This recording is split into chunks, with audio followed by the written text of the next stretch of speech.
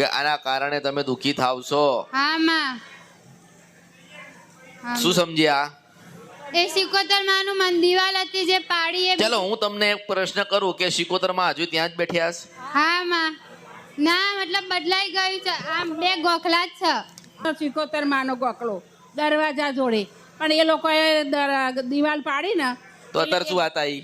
સિકોતર માનો હમણાં 4 વર્ષથી વધારે નુકસાન આવે છે ને, હા માં. અને દરેક ના હૃદય ઉમલા આવે, હા માં. રસીદ પડી જાય. હા માં. અને હવે અત્યારે તમારા ઘરમાં શું થયું છે ખબર છે? હા. કે પુરુષોના મગજ બંધ થતા આવે છે. હા, ગાડા પણ ગાડું ચાલુ થાય, હા, માં. મગજ ધીમે ધીમે બંધ થઈ જાય. હા માં. બહુ વિચારે ચડી ગયા છો બધા. હા માં. હાચું. કજિયા કંકસ વધી ગયા છે, હા માં. દવાખાના ચાલુ થઈ હાચું ગયા છે. હા માં. હું તમને એટલું કહીશ કે ઘરે જાઓ ને સિકોતર માના મનાવો ને સિકોતર માના ઉપવાસ ચાલુ કરો. હા માં. દર મંગળવારે ચોખાનું નિવેદ એક જ જગ્યાએ એક જ દિવે ને એક જ જ્યોતે આપજો. હા માં. બરોબર? 3 મહિના ને 33 દિવસ થાય. હા માં. 3 મહિના ને 33 દિવસ થાય હા માં. એટલે તમે જોજો કે તમારા જીવનમાં કેટલું પરિવર્તન આવ્યું. એ હા માં. ખૂબ ખૂબ આભાર. આપણું ઘર જૂનું હતું ને બાજુવાળા જૂનું હતું. હા માં.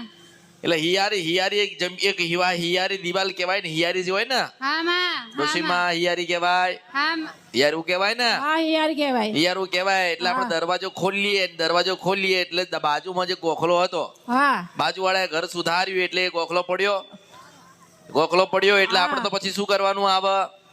આપણે તો પછી ગમે ત્યાં એનું આયોજન કરવું પડે ને.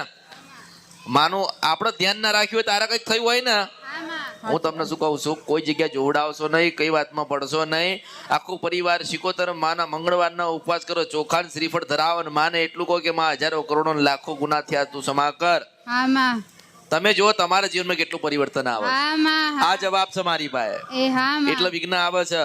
હા માં. 2016 અને 2015 પતવાનું, 16 બેહવાનું, હા માં. ત્યારે આ બનાવ બનેલો હા માં. એટલે તમે દુખી થયા છો. હા માં. તારા પપ્પા મરી ગયા ને એ ભગવાનના ઘેર ગયા છે.